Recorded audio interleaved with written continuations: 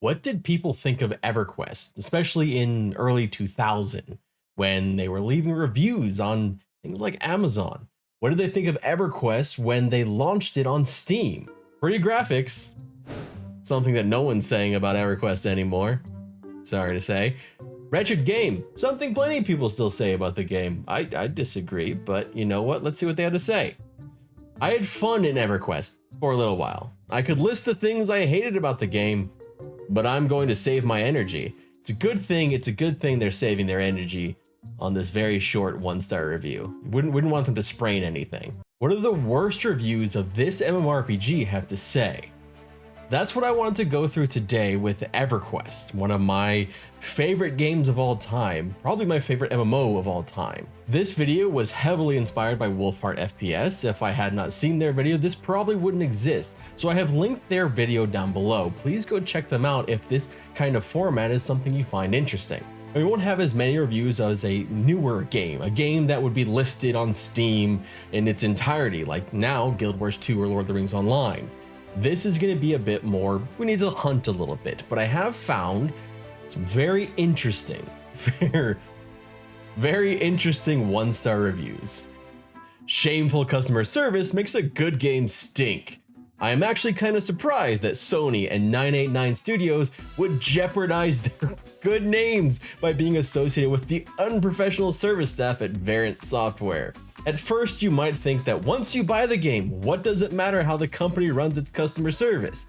But believe me, it does. In a game where you can only play online, you are at the complete mercy of your hosts. And if they are poorly staffed with an array of unhelpful and sometimes arrogant, unprofessional personnel, you are probably playing EverQuest. From February 17th of 2000, don't bother. Wait for Neverwinter Nights. Or Shadowbane.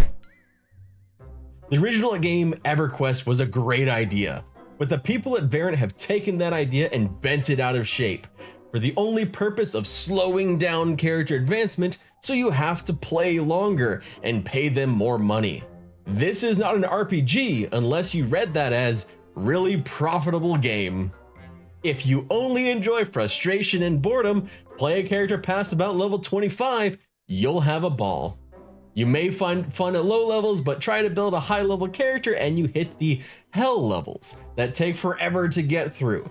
And then the next level's penalties for death are 2 to 3x normal and throw you right back into that hell level.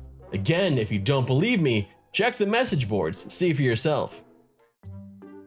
Again from February of 2000, pretty graphics, something that no one's saying about EverQuest anymore. Sorry to say. Wretched game, something plenty of people still say about the game. I disagree, but you know what? Let's see what they had to say.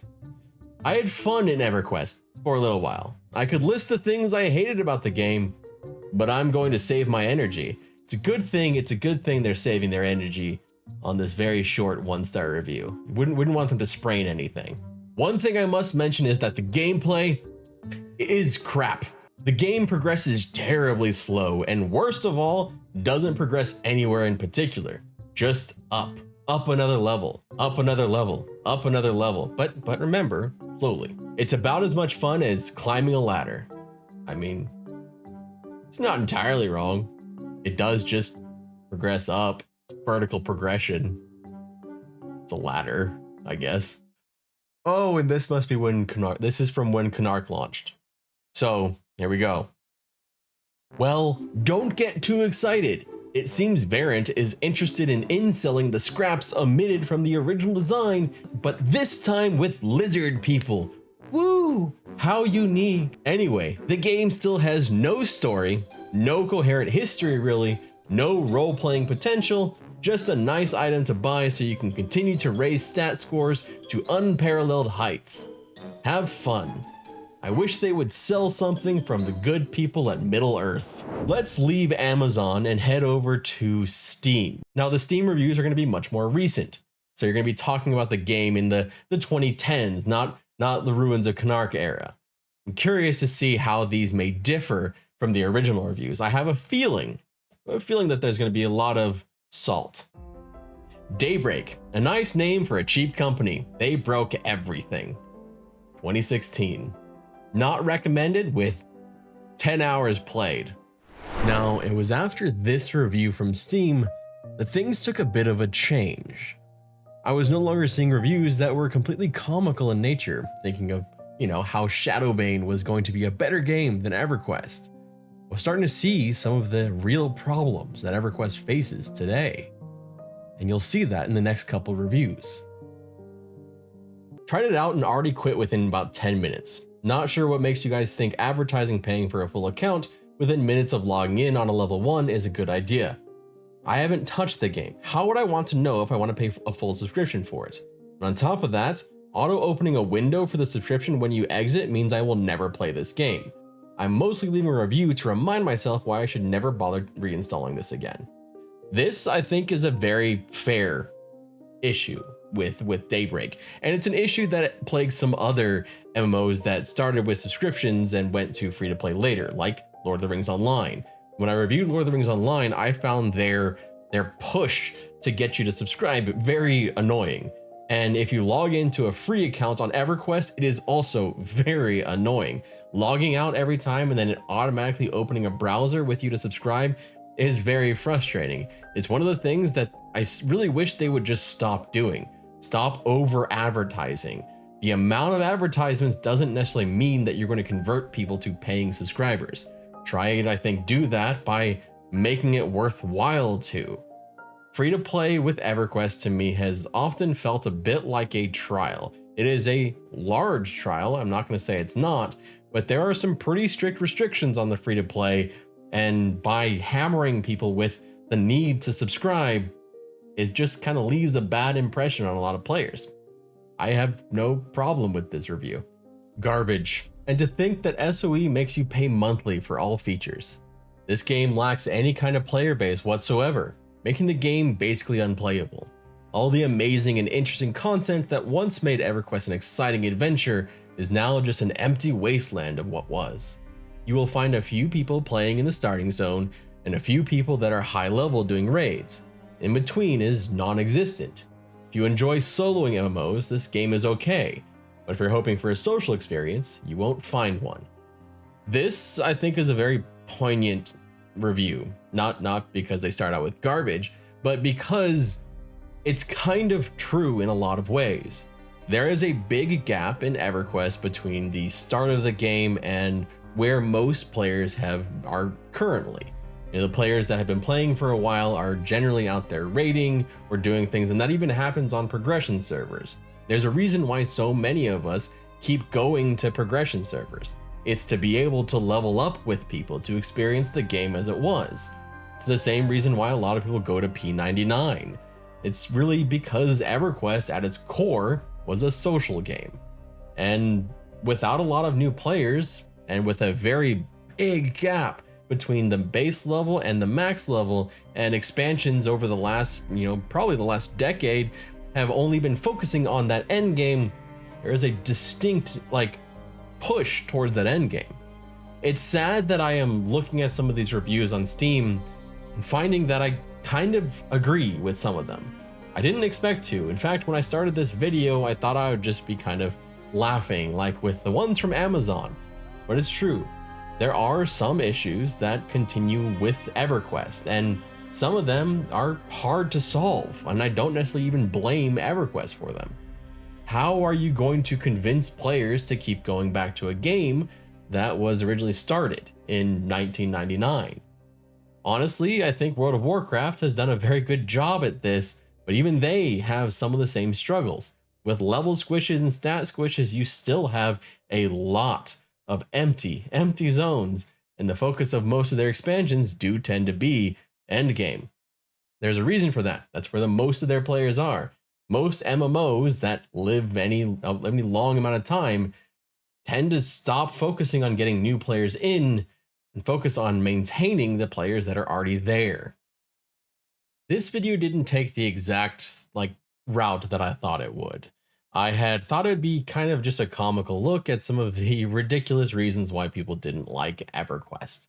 What I came away with from this was a surprising amount of perspective on the game that I love and spent so much time on. I personally still think EverQuest is worth playing in 2023. I think it's a fantastic game under certain circumstances. It's why I'm convincing some of my friends to play it with me with the new progression server. But there are issues. There are definitely issues. I do think the current team at EverQuest is working on the game as much as they can. They're working on things like the back end to fix the UI that they'll be able to work on later. They're updating it to the 64-bit client, which they've already done, and hopefully maybe updating the game, giving it what it needs. But it is a dated game, and the lack of care that was shown to the game, or at least on the system specifically, is something that has percolated for years.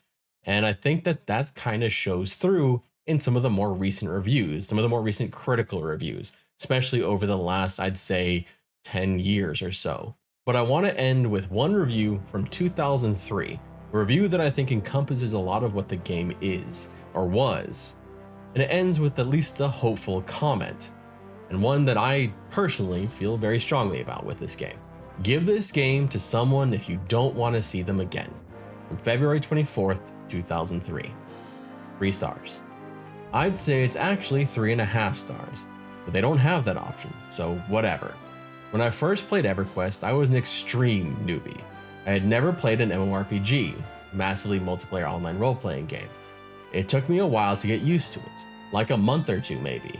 EverQuest is not very newbie friendly, but once you get the hang of things, it can be your best friend or your worst enemy. It can result in you dancing around the room and cheering in happiness, having gotten your epic weapon after months of doing those massive quests. Or it can have you slamming your head against the keyboard as you get ready for another corpse run, after dying once more and losing experience. However, I made great friends playing EverQuest. You can join unions of players called guilds, and I still talk with some I met today. I recently stopped playing. EverQuest is extremely addicting. In other words, if you're a husband, then prepare to invest large amounts of flowers and other gifts for your wife for neglecting her for several months. The game is great fun though, but you need to watch your standing with many different factions in the game. Killing a certain thing may give you good standing with some factions, but bad with others. There is a complex in-game economy, including a zone called the Bazaar, where more than 300 players can be found at any different time, selling thousands of different items. I like to go to that zone and stare at all the cool armor and weapons and stuff. The customer support people are all very nice. There's even a volunteer customer support program called the Guide Program for those over 18. I spent a couple of months in it before quitting EverQuest. I've been playing for about 2.5 years. The game can get boring, however. Endless hours of camping, killing monsters and waiting for them to respawn to kill them again can be tedious, especially if you keep dying. However, expansion packs keep the flow going with new zones, quests, items, and playable races and classes. The variety of classes and races in EverQuest includes classes such as Warrior, Wizard, Shadow Knight, and Druid, as well as races such as Barbarian, Wood Elf, Troll, Human, and Dwarf. Sometimes you'll hear arguments being shouted in a zone, and they sometimes can get nasty. That's where the guides are there for, to handle those issues and issue warnings to offending players. But parents should keep in mind that this is an online game with real people, and kids sometimes may hear things they're not supposed to hear. But all in all, this is a good game, and I recommend it for its fun value and aspect of making good friends, like I did. I hope you enjoyed this video, and if you're a fan of EverQuest, I hope that you took this as it was, kind of an introspective on some of the views that players have on the game. I didn't want to go with, the type of reviews that are overly positive, although there were many of those, many that were overwhelmingly positive when the game launched and now. If you're familiar with this channel at all, you know that I am a huge fan of the game, and have been for a long time. There are many of my videos on this channel telling you to play the game, but I did come away with this being aware of some of the current issues facing the game. I hope that they are able to be resolved in the next couple years, but only time will tell. Thank you so much for watching. I appreciate you being here. My name is Redbeard Flynn, and I look forward to seeing you again soon.